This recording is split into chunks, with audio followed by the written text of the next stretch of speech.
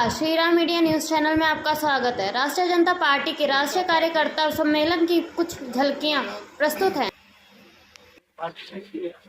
मार्गदर्शन में जो भी हम लोगों को काम मिला है पूरा करने की कोशिश की है और अभी तक जो हमें काम करने का और लोगों में संवाद को लेकर जाने का जो मौका मिला है उसके दौरान हमने देखा है कि जो भी मजदूर वर्ग का आदमी है, सभी कुछ लोग हैं, उनका जो भी सहायता हो सके वो सहायता हमारे आदरणीय अध्यक्ष महोदय ने अपने स्तर पर पूरे दिलो दिमाग से किया है और लोग भी एक्सेप्ट करते हैं और यही वजह से हम लोग चाहते हैं कि एक बार सरकार में भागीदारी हमारी करें ताकि जो सही मायने में हकदार है इसको इस चीज का हक दें और उसके लिए हम लोग प्रयास करते हैं और आने वाला विधानसभा चुनाव में से अच्छी तरीके से चुनाव लड़ने की तैयारी करते हैं और हमें पूरी उम्मीद है कि इस बार हमारी सरकार बहुत अच्छी तरह से भागीदारी। आपने अपने एजेंडे में लिखा है संविधानवादी राष्ट्र निर्माण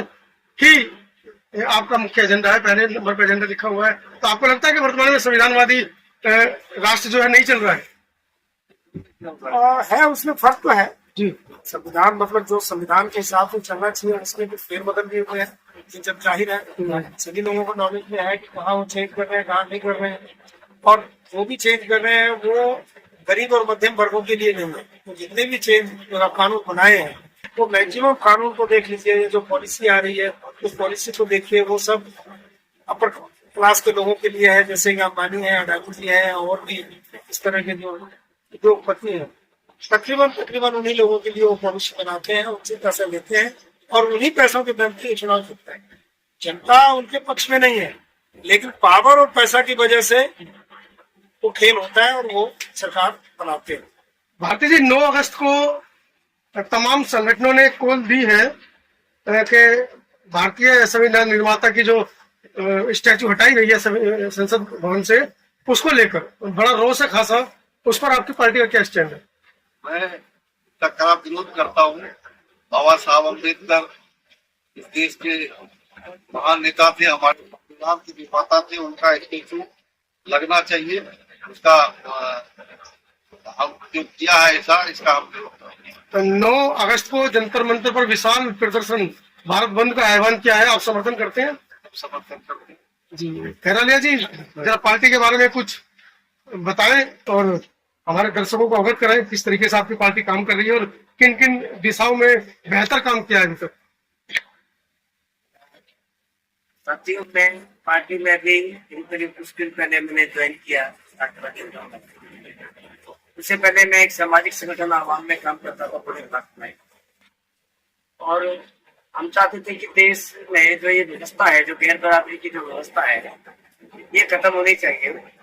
जिसको लेके 2018 में हमने एक संविधानवादी राष्ट्र निर्माण आंदोलन शुरू किया था 1 जनवरी को और हमने जय भारत जय संविधान का नारा पूरे भारत में लगाया। यहाँ बहुत सारी विभिन्न जयकारों में भारत बटा हुआ था, तो हमने तरीका निकाला कि देश की जय बोल दी जाए, संविधान की जय बोल दी जाए तो सभी महापुरुष में शामिल हो जाएंगे। तो इस आंदोलन को लेकर फिर धीरे धीरे हमने एक पॉलिटिकल पार्टी बनाने का कार्यक्रम किया। चुनाव आयोग ने उसका रजिस्ट्रेशन हमें नहीं दिया, 3 साल फिर पार्टी जी के बारे में मुझे पता चला, किसी ने मिलवाया, फिर राष्ट्रवादी जनता पार्टी है। तो मैं जब नाम दिया तो मैं समझ गया, तो लोग मैंने प्रकाश नारायण जनता पार्टी बनाई पार्टी, तो मुझे इनसे मिलने का इच्छा हो गई। तो वहां पे हमने साहब के सामने कुछ बातें रखी। अगर हम भारत को धर्मनिरपेक्ष लोकतांत्रिक गणराज्य की अवधारणा पर आधारित संविधानवादी विकसित राष्ट्र निर्माण करना चाहते हैं, हमारा उद्देश्य है और उसमें कुछ बीच में पहलू हैं जिनके ऊपर हम काम करेंगे कि ऐसे अचानक से हमने कह दिया और ये संविधानवादी राष्ट्र निर्माण हो जाएगा, ऐसा तो होगा नहीं। उसके बीच में कौन कौन सी बीमारियां हैं, उस बीमारियों का जब तक इलाज नहीं होगा, जब तक ऐसा तो हो नहीं सकता, संभव नहीं है। तो उसका कार्यक्रम हम बना रहे हैं। हमने राष्ट्रीय एजेंडा बनाया, दिल्ली में भी 7 कैंडिडेट हमने खड़े किए लोकसभा के लिए, लेकिन होता क्या है कि 6 तारीख को दिन लास्ट डेट है, सुबह को टोकन पकड़ा दिया गया और रात को 11 बजे से 12 बजे के बीच में सबको कह दिया गया आपके पर्चे कैंसिल है। क्योंकि उसमें लिखा हुआ था ये विषय कि भारत को धर्मनिरपेक्ष लोकतांत्रिक गणराज्य की अवधारणा पर आधारित समता मूलक विकसित संविधानवादी राष्ट्र निर्माण के लिए एक बार हमें मौका दें। ये विषय पार्टी का एजेंडा है। तो टोटल एजेंडा ये था, हमने कोई अलग से नहीं बनाया बिजली फ्री देंगे, पानी देंगे, ये सब दिखाई दिया। हमने उस बीमारी को ढूंढा था जिससे सबका इलाज हो जाता है, बिजली पानी और 40% का जाता है। इसलिए सबके सब का हमने कहा कि दूसरे दिन जो स्कूटनी का टाइम हमें दे दीजिए, तो वो टाइम भी हमें नहीं दिया गया। हमारे साथ में जानबूझ के किया गया आपकी बात। लेकिन अभी 2025 में जो चुनाव आ रहा है दिल्ली प्रदेश का, हम इसकी पूरी तैयारी में है। आज की जो मीटिंग बुलाई गई है वो भी इसलिए बुलाई गई है कि दिल्ली प्रदेश के ऊपर हम नीति रणनीति बनाएंगे, 70 सीटों पर चुनाव लड़ाएंगे और मैं विश्वास दिलाता हूँ कि 70 की 70 सीटों पे हम लोग विजय हासिल करेंगे। क्योंकि हमने सर्वे किया पूरी दिल्ली में कि बीजेपी, कांग्रेस और आम आदमी पार्टी और राष्ट्रवादी जनता पार्टी, इसमें फर्क क्या है। हमने जब अपनी बात को जनता के सामने रखा तो जनता ने, हमने यस और नो का उनसे प्रश्न किया कि आपको हमारी बात कैसी लगती है और आप जो वो लोग कर रहे हैं वो आपको कैसा लगा है। तो उन्होंने कहा कि नहीं, आपकी बात में दम है, आप कुछ परिवर्तन कर सकते हो। क्योंकि हम सबसे पहले कैडर दे रहे हैं अपने लोगों को, जिसको विधायक बना के भेजेंगे, उसको पहले संविधान का कैडर देंगे, पहले वो संविधानवादी बनेगा, तब वो जाके विधानसभा में वो काम करेगा। उसको सारे आर्टिकल पे ये पता रहना चाहिए कि इस आर्टिकल पे कानून बनता कैसे है। ये नहीं है जो कानून ये बना रहे हैं। दरअसल इन लोगों को संविधान की जानकारी नहीं है। जो दो लोग जो सत्ता में जो बैठे हैं, बेचारों को जब समझ में ही नहीं आता संविधान, पर कानून क्या बनाएंगे। चलिए 2 शब्दों में किसी को बताना हो कि संविधान क्या है, क्या बताएंगे आप? हाँ, संविधान सिर्फ संविधान तो नाम है, संविधान परिभाषित करना चाहे संविधान को एक लाइन में कैसे करेंगे? हाँ, वो एक लाइन में करो। संविधान सभी की सहमति से सभी के लिए समान नियम, समान कानून, समान अधिकार, ये कानून होना चाहिए। संविधान जो नाम है, संविधान सिर्फ नाम की ये वैल्यू है, तो वो तो नहीं हो रहा है। यहाँ पे सभी की सहमति नहीं दी जा रही, सभी के लिए समान अधिकार, नियम भी बदले, सबके लिए कानून बराबर नहीं है। तो संविधान जो शब्द है पहला, संविधान पे ही कांटा मार दिया। ये विधान है जो चल रहा है, और विधान कहाँ चलता है? रजवाड़ों में चलता है। ये रजवाड़े हैं यहाँ पे, यहाँ लोकतांत्रिक गणराज्य नहीं है भारत, ये रजवाड़ों से चलता है। तो संविधान तो लागू ही नहीं है, सब भी लागू नहीं हुआ सकती। चलिए भारती जी, एनडीए और इंडिया गठबंधन के सैकड़ों संगठन संविधान को लेकर चले थे, आप भी उसी संविधान की बात कर रहे हैं, तो लोग आपके साथ क्यों जुड़ेंगे जबकि आपसे बड़ी जो देश के अंदर जो बड़ी पार्टियां हैं, राष्ट्रीय पार्टियां हैं, वो भी संविधान को लेकर चल रही है।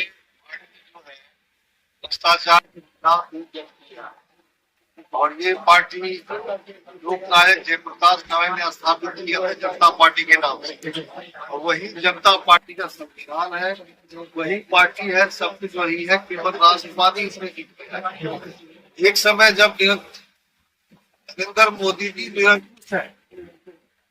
दादागिरी को उतर गया है, जबरदस्ती कुछ करना चाहता है, कोई सरकार बनती है उसको गिरा देता है। हम चाहते हैं सबको समान, अमीर गरीब की खाई बांटने के लिए अपनी आवाज को हम बुलंद करें, उसमें लाखों लोग उसमें जुड़े। तो क्या अपील आप देशवासियों से करना चाह रहे हैं, खासकर दिल्ली वासियों से? दिल्ली वासी को जो समस्या है उस समस्या से निजात दिलवाएंगे, झूठी आश्वासन दे देंगे। अभी जो पानी, गंदा पानी पिला के लोगों को मारना, हॉस्पिटल में के नाम पर दवाई, नकली दवाई का बिक्री हो रहा है, ये सब जो है सबको हम रोक लगाएंगे। तो सर एक इसमें मेरा भी एक थोड़ा सा के खिलाफ तो हमने संसद भवन पर कई शराबबंदी कानून लागू करने के लिए संसद भवन पर कई बार हमने प्रदर्शन भी किया। शराब का हम सख्त विरोध करते हैं। जी सर, ये जो अभी आपका जो सवाल था, एनडीए यूपीए जो गठबंधन है, जो अभी इंडिया गठबंधन के नाम से जाना जा रहा है, क्या केजरीवाल साहब, जब मैं सोशल मीडिया पे कुछ आर्टिकल्स लिखता हूँ, पूरे देश के लोग जानते हैं, नहीं लिखता हूँ तो लोग सवाल करते हैं आप लिखना बंद क्यों कर दिया आपने। उसमें से क्या किया हमने, कुछ ऐसे मुद्दे उठाए, सरकार को चिट्ठियां दी बहुत सारी, देखो आप फाइलों के ढेर लगे हुए, हमने सुझाव दिए सरकार को, मांग नहीं करते कि आप हमारा ये कपड़े फट गए दे दीजिए ना, हम सुझाव देते हैं कि सरकार चलती कैसे है, कानून बनते कैसे हैं। आप जब भी संसद बैठती है, जब भी सत्र लगता है, आप ये कानून बनाइए। इस आर्टिकल का मतलब क्या है? हमने उसको ये चिट्ठियां दी लिखने के, इन्होंने क्या किया, उन हमारे शब्दों को चुरा के और उसको तोड़ मरोड़ के अलग तरीके से उस पे कानून बनाया इन सरकारों ने। क्या जो अभी संविधान की जो अभी बात करें, अभी कहते थे 400 पार सिर्फ इसलिए चाहिए क्योंकि यहाँ पे हिंदू राष्ट्र, हिंदू धर्म का संविधान हमें चाहिए यहाँ पे, और 127 पंथों के जो लोग हैं संविधान लिख चुके हैं, धर्म संसद होगी, संसद का नाम, हमें इसलिए 400 पार चाहिए। अब अगर आज मोदी भी ये कहता है कि संविधान सर्वोपरि है तो फिर गलत हो गया एकदम से। इंडिया कांग्रेस के जो लोग हैं, जो चतुराई करी अभी इन्होंने, इंडिया जो नाम रखा गठबंधन का, भारत का असली नाम ही इंडिया है, इंडिया दैट इज भारत। तो ट्रांसलेट करते हैं वो, या अनपढ़ लोग या जानबूझ के बदमाशी करते हैं, या वो अनपढ़ या बदमाश है, दोनों में से एक चीज है। वो इंडिया दैट इज भारत का मतलब क्या है कि इंडिया ही भारत है, यदि पहले इंडिया है असली, वो इंडिया के नाम से गठबंधन बनाता है। मोदी जी क्या कहते हैं, आज से देश के नाम इंडिया ही नहीं रहेगा, इंडिया और भारत की लड़ाई होगी। इसका मतलब कांग्रेस, बीजेपी और ये जितने लोग हैं, आम आदमी पार्टी, ये सब मिलके ये देश के जो बाकी के जो लोग हैं उनको मूर्ख समझते और मूर्ख बनाने का जो प्रयास कर रहे हैं, तब इंडिया भारत की लड़ाई करवा देते हैं। हमारे शब्दों को देके तोड़ मरोड़ के पेश कर रहे हैं। अच्छा, आखिरी सवाल का जवाब दीजिए। जी। आप लोगों ने नई पार्टी बनाई है, किस पार्टी से टूटकर आप लोग इकट्ठा हुए?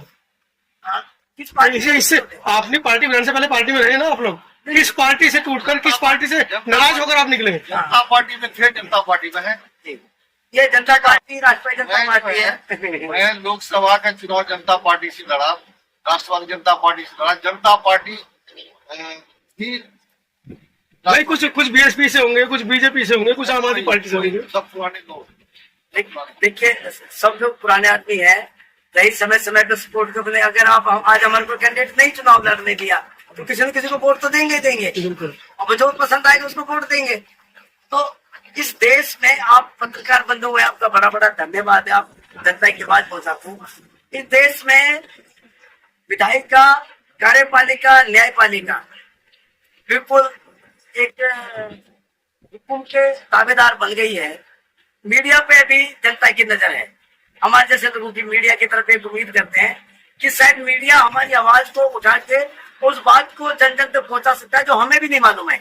मीडिया में इतनी पावर होती है, लेकिन कुछ दिन से पता चलता है कि मीडिया तो बिकती है। मुझे बड़ा अफसोस हुआ कि मीडिया कैसे बिक सकती है, मीडिया को तो खरीद ही नहीं सकता। अरे हाथ की कलम को कोई खरीद सकता है क्या उसकी पावर को? मोदी की बुराई करते हैं, मोदी से कुछ सीखते नहीं है।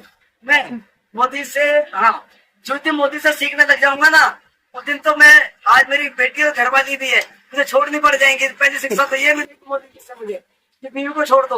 और बेचारी ये सौदा करते हैं, वो हमारी तो चाची ताऊ मामी कुछ लगती होगी, मेरी माँ का गोती है वो, नानी का, और मेरे तो मामा कुछ लगता होगा बेचारा मोदी। तो अब वो उसको छोड़ के घूम रहा है, फिर झूठ बोलना, कभी 15 लाख मैं तुम्हें दे दूंगा, कभी बताना। अभी बिजली पर ये केजरीवाल जी ने जो कभी खंभे पे चढ़ जाता था, वो 15 लड़के के थे, वो तार जोड़ने के लिए में बनवा दिया हजारों दिल्ली के लोगों पे। आज अभी 9% अभी कल परसों भी टैक्स बढ़ा दिया, अभी 9% बिजली और बढ़ा दिए। कह रहे 3-4 महीने भी और बिजली हो जाती, वो आएगा, फिर आएगा ज्यादा 25 दिन में फिर आता है, पहले 2 महीने में आता था। तो ये जो कर रहे हैं ना, ये जनता अब इनसे उठ चुकी है। घाट में जनता पार्टी आएगी दिल्ली में, ऐसी दिल्ली के खबरों लोग के कह लिए रहे हैं। बने रहे Shri Ram media news channel के साथ। मैं आपके साथ कीर्ति शर्मा, धन्यवाद।